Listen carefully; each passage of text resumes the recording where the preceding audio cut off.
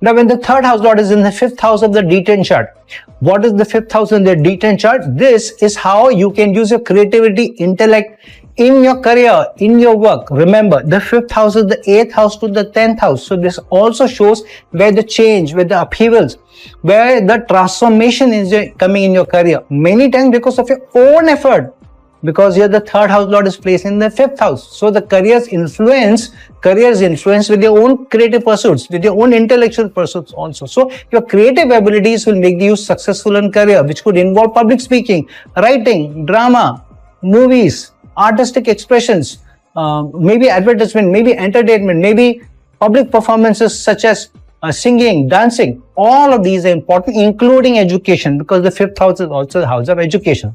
However, because here the fifth house is involved, so the person may also take a leadership in a role in their industry also, where the creative input is required. So sometimes this person may take the lead in bringing in creativity, even in managerial position, even if they're working in somebody else, but they want the creativity, they want that independence also. So many times this person can also be successful in speculative investments or speculative fields like stock markets or wealth management or investing for others, or guiding or advising others in where to make the speculative investments and so forth. So something connected with money, accounts can also be the key. This person can also be, in some cases, be a professional counselor in relationships as well. On the flip side, this can also lead sometimes the person to make impulsive decisions which may hinder progress in their educational endeavors, or learning from their education, learning from the experiences they're doing very well. So sometimes the struggle may be trying to be too creative